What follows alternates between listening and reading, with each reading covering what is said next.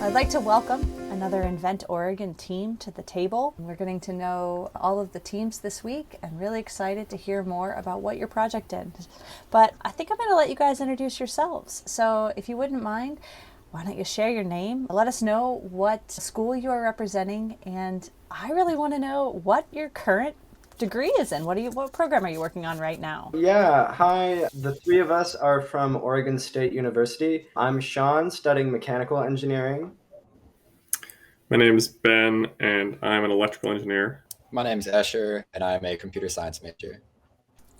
Welcome. That's some wonderful diversity in the team. Speaking of the team, what's the team name and what are each of the roles that you're serving within the team? So we are Cortava Neurotech, and I am the founder and also product design lead. Yeah, and I am doing most of the electrical hardware design. So Sean will give ideas for different features, and I will implement those. And I do the mobile app development, so I do the coding for that. Oh, that's right. I remember when I first heard about the project, it was exciting to hear that there's a project that has more than one element to it, that you're developing a physical prototype that serves a role, serves a need, and has all these capabilities, but also an app on the second end of it that can really make it accessible to your customers. That's so exciting. Since I've hinted a little bit about the project, I get a preview. Tell us what you're creating. Our project is centered around this exciting technology called transcranial electrotherapy stimulation. It's been used in the medical field for over 40 years by doctors to help patients with various neurological diseases improve their memory and focus. And what we're doing is we're taking this exciting tech and putting it in a convenient product that anyone can use, so that way everybody can take advantage of its benefits. Some of the features that we're looking at, for example, the app, which you mentioned, that's what we're working on to make it more accessible. Another thing is the form factor itself, trying to make it smaller, something wearable, that kind of thing. Yeah, in terms of the app specifically, it's an interesting case because it's a historically medical device, but our goal is to bring it to more of a mainstream audience. So we've taken considerations with both the design of the actual product and the design of our app in terms of making it accessible for audiences who might not be familiar with the technology. Speaking of audience, tell me more about who your target market for this is and what's the need for a service like this? Our initial target market is going to be college students. As many people know, the stress levels are at an all-time high, and this is due to rising competition and expectations. 30 years ago, it may have been completely fine to just have a degree, but nowadays employers, they expect students to be leaders, they expect them to have all sorts of extracurriculars and job experience and have a really high GPA. It's really difficult for students to stay on top of all of this, and it results in a lot of student stress.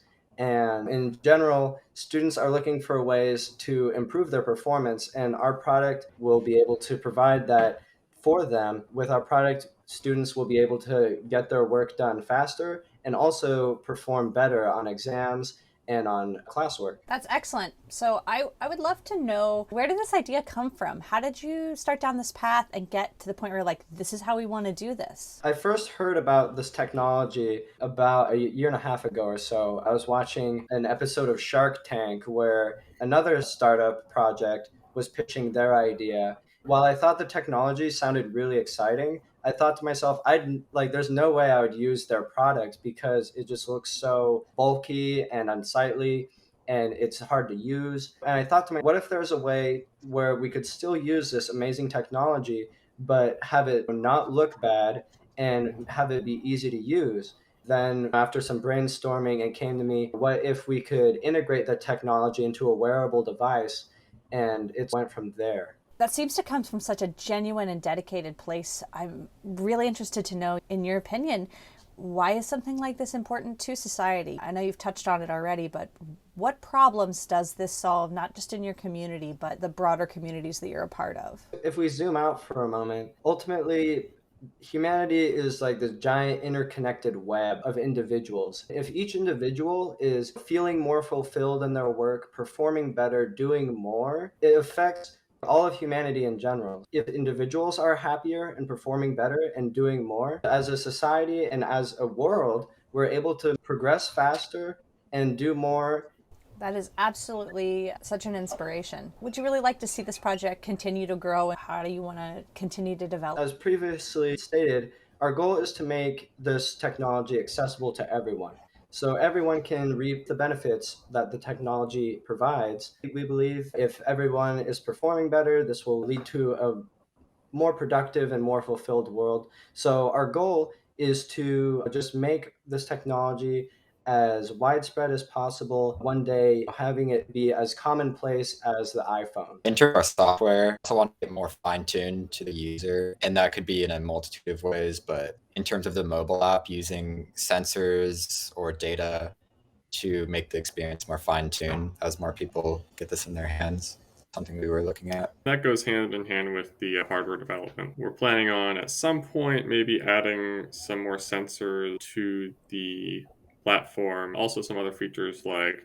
perhaps wireless charging, that sort of thing, to make it more streamlined, more into a single integrated package. Oh, thank you so much. I want nothing but to see this everywhere, see this integrated into all kinds of programming with health and wellness at schools and other organizations. That's fantastic. As we know at InventOR, again, there's a lot of time and dedication put into these projects. We think that you're all amazing for taking your time, going to school, families, jobs, other commitments, clubs, organizations, and so many things with your professional development, that it's still always, we're always awestruck to see students who are also taking on innovation challenges. I would love to know, as you've went down this path of innovation and also entrepreneurship, what insights have you learned about yourselves, about what it's like to be an innovator? Man, there's quite a bit here. It's difficult for sure developing, at least on my end, a lot of this hardware. And I think in my past experience, I have worked on a team with other much more experienced engineers. So it is exciting getting to develop my own hardware on my own. It is a little daunting at times, I think, to be doing this design. And on this team, I am the most experienced person at what I do on this team. I wanted to add that on the one hand, while it's all so very new, we're learning as we go, we're bootstrapping as much as we can. The fact of the matter is, at the end of the day, we are doing it, we're making it happen. And that's really exciting. We're learning that, like, look, with enough grit and perseverance and persistence, we're able to go from nothing but an idea to a fully functional product.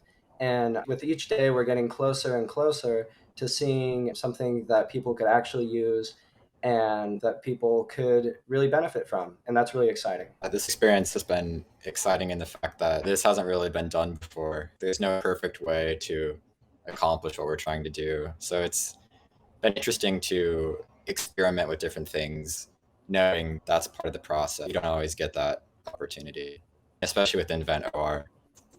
Having the opportunity to experiment has been really great. That's a great segue. Speaking to participating in InventOR again, what are some of the things you've really gained from participation so far in the program, or that you hope to see yourself gain as you're coming into the final stretch? Something that I personally have really appreciated about the InventOR competition is the network of young entrepreneurs that I've been exposed to. It's been really fantastic getting to meet a broader network of people from all around the state, of people, young people like me and my colleagues here on the team that are interested in innovation and are interested in going above and beyond and pushing the boundaries. It's been really fantastic to network with them and bounce ideas off of each other. It's a really friendly community, and it's great to be exposed to that. Having resources through InventOR, like we were talking to Juan, and we just ask a question and he's, oh yeah, I know a couple of people that work in that field. That's something you don't get on your own. So that's a great opportunity. That's wonderful to hear. We like to say that once you're a part of InventOR, again, you're part of the family and the network forever. We always strive to make sure that people get the resources they need and get access to things that you wouldn't have. That's the true foundation of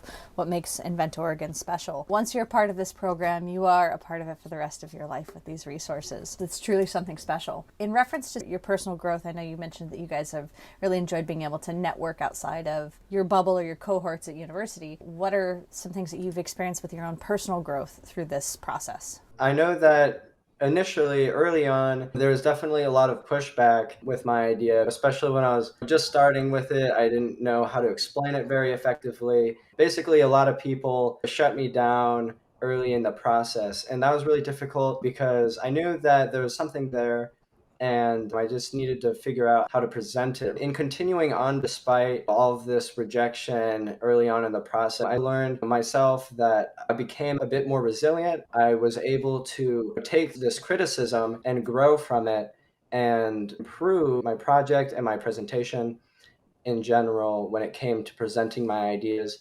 And I think that is something that I really benefited from. I wouldn't say I've learned something very deep about myself, but this is all experience, right? So this process has been a great way for me to gain more knowledge about design, the design process, and apply some skills that I've learned through internships and through coursework. And that is exciting. I'm just enjoying the process of doing that. There's a lot of fun, for sure. I totally agree with that. This has been a great experience in terms of just a self-learning thing, but also working in a team, especially as someone who comes from software. It's a really cool opportunity to be able to connect that with hardware. In this case, exploring another world of stuff that I haven't really been too familiar with. I learned that I really enjoy that. That's wonderful to hear. I hope that you all remain a network of support and resources for each other as you continue your professional growth. I am personally very excited to see your pitch and your final prototype on June 24th. Thank you guys so much for being with us today, and good luck in the finals. Thank you. Thank you. Thank you so much.